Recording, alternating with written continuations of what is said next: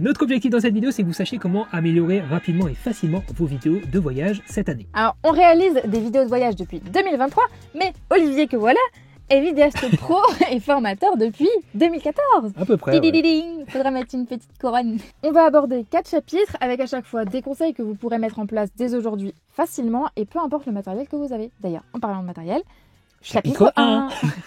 Ok, matériel. Alors effectivement, le matériel, on est obligé de passer par là, forcément. Mais c'est pas parce que vous avez peu de matériel ou du matériel entrée de gamme que vous pouvez pas faire de belles vidéos.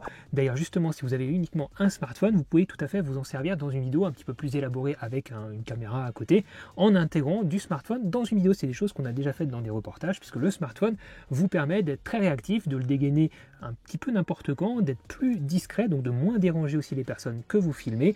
Et c'est un outil aujourd'hui qui filme de façon super qualitative. Donc le smartphone, vous pouvez largement vous en servir, c'est une très bonne solution pour filmer. Par contre, attention à certains éléments. Les petits capteurs comme ça, ils ont du mal dans les situations où il y a beaucoup de contraste, quand vous avez beaucoup de soleil, mais aussi des ombres très prononcées.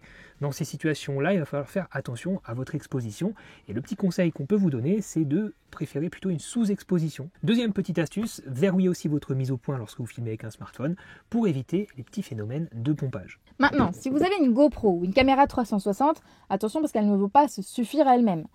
Ce sont des très grands angles, donc il vaut mieux quand même compléter par exemple avec des plans qui vont être plus serrés au smartphone. Ce genre de caméra, ça reste quand même plus adapté à des activités, des sports nautiques, des situations où vous avez besoin d'avoir une caméra embarquée, petite, légère et avec un grand angle pour ne pas louper justement tout ce que vous êtes en train de faire, quoi. Alors évidemment, compléter avec un smartphone c'est bien, mais compléter avec une vraie caméra ou un appareil photo qui filme entrée de gamme, moyenne gamme ou haut de gamme, comme nous on peut le faire forcément parce que c'est notre métier, c'est l'idéal. Par contre là il va falloir faire attention à d'autres éléments, notamment déjà essayer de bien connaître votre matériel, les réglages et surtout les performances de votre matériel.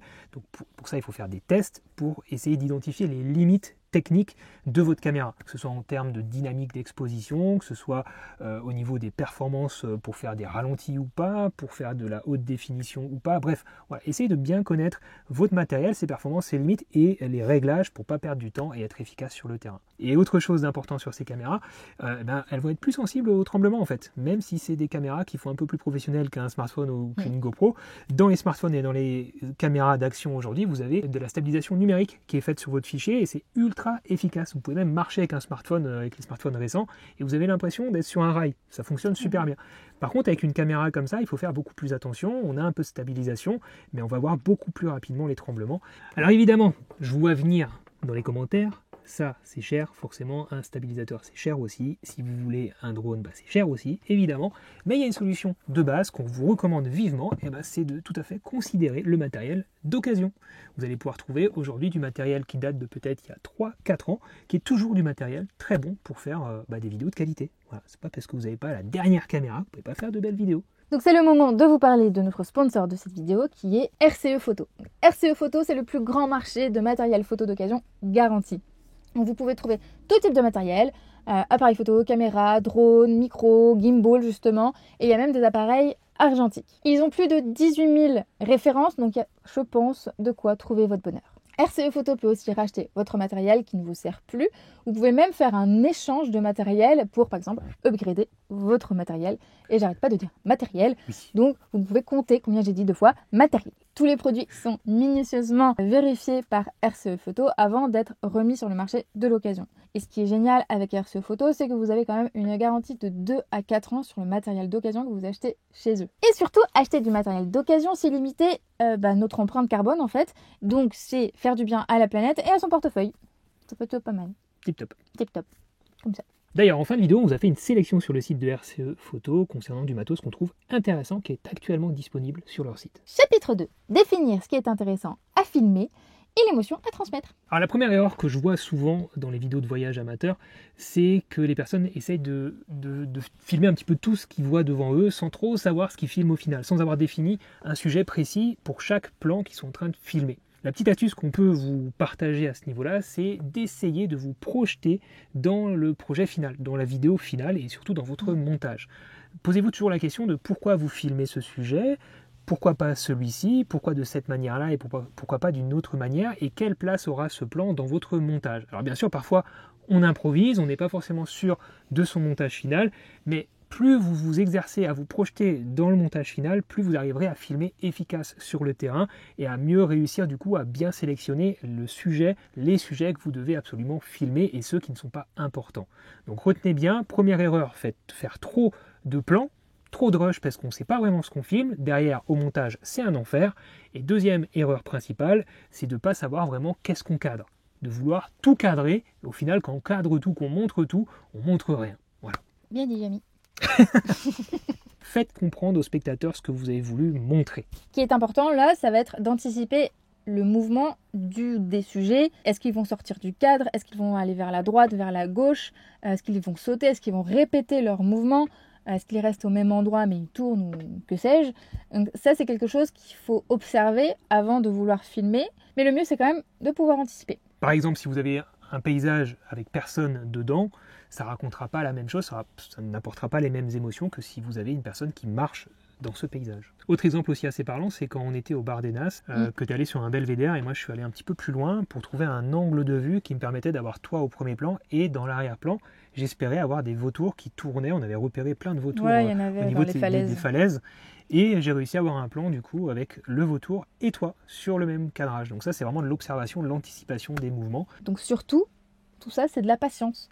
Parce que là, on a attendu qu'il passe au-dessus. Parfois, on attend une demi-heure facilement d'avoir soit la bonne personne qui passe au bon endroit, avec une tenue intéressante, une tenue traditionnelle par exemple, un groupe de personnes, un vélo pour apporter un peu de dynamisme, ou tout simplement attendre que certains animaux passent. Voilà. Ou même juste que le soleil revienne avec des rayons à travers qu'un nuage vitre, passe. Quelque chose. Ouais. Voilà, donc la patience. Chapitre 3, savoir bien cadrer. C'est vrai que c'est mieux. Ok, alors pour ça, j'ai essayé de faire simple, rapide, efficace. Vous prenez un post-it et vous marquez ce que je vais vous dire là et vous le scotchez. Alors sur le front, non, vous n'allez pas le voir, mais bref. Mais ça rentre. Ouais, voilà, c'est ça. Vous faites comme ça avec le post-it, ding, pour que ça rentre. Donc, 3 types de plans. Plan large, plan moyen et plan serré. Plan moyen et serré. Okay, le plan large, il va servir à donner du contexte, à montrer la globalité d'un lieu pour que votre spectateur puisse se repérer dans ce lieu, voir un petit peu où sont les différents personnages, les protagonistes, voir où sont les différents éléments, les maisons, les arbres, etc. Et du coup pouvoir anticiper et mieux comprendre après les interactions qui vont se dérouler dans cette scène que vous êtes en train de filmer. Et ensuite, les plans moyens viennent compléter le plan large, justement, pour pouvoir montrer des interactions entre les personnages, des mouvements un peu plus précis, montrer un peu plus de détails, qui vont ensuite être complétés par des plans serrés, où là on va pouvoir vraiment faire du détail, montrer des textures, montrer du toucher, des regards, de l'émotion sur un visage. Donc ces trois types de plans vont vraiment se compléter. Et c'est grâce à ces 3 types de plans, c'est vraiment une règle de base que vous devez appliquer à tous vos projets vidéo, même photo d'ailleurs, mais vidéo pour pouvoir avoir un montage derrière qui soit riche. Et en général, petite astuce en plus, commencer une séquence sur un nouveau lieu, pas un plan large, c'est sans doute la meilleure idée à appliquer dans vos projets vidéo, puisque voilà, encore une fois, ça permet de situer le lieu et de montrer le contexte. Et après, vous pouvez enchaîner sur des plans moyens, des plans de détail. Voilà. Alors maintenant, lorsque vous allez vouloir faire ces 3 types de plans, il va falloir les faire correctement en termes de cadrage. Oui, c'est mieux. Oui, c'est mieux. On va commencer par une première règle, la plus basique, la plus classique, c'est la règle des tiers. Alors, vous la connaissez sans doute, mais forcément, elle est incontournable. On va séparer notre image, diviser notre image en 3 parties de façon horizontale et verticale. Ça forme des lignes et des points d'intersection. Et vous allez positionner votre sujet sur un point d'intersection ou le long d'une ligne par exemple. Donc si votre sujet principal c'est une personne, vous positionnez cette personne en haut à gauche sur l'intersection des lignes d'en haut à gauche et vous aurez une image qui sera équilibrée en termes de cadrage de façon automatique. Voilà, c'est magique. Si vous avez une ligne d'horizon en face de vous, vous positionnez votre ligne d'horizon sur la ligne des tiers du bas ou du haut. Et puis les lignes verticales servent par exemple à prendre un premier plan avec un arbre, un tronc d'arbre par exemple, un mur.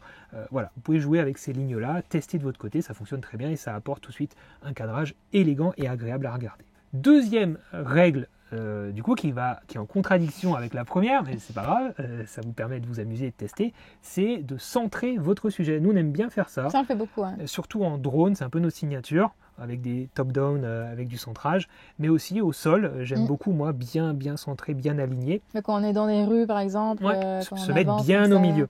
Donc soit vous vous décentrez, mais dans ce cas-là il faut que ce soit assumé, soit vous centrez vraiment parfaitement. Et ça c'est important parce que si vous êtes à peu près centré, mais que c'est pas parfait, on voit que c'est une erreur technique et d'appréciation. Ça fait bancal, ouais, ça fait un petit peu plus amateur. Donc si vous centrez vraiment.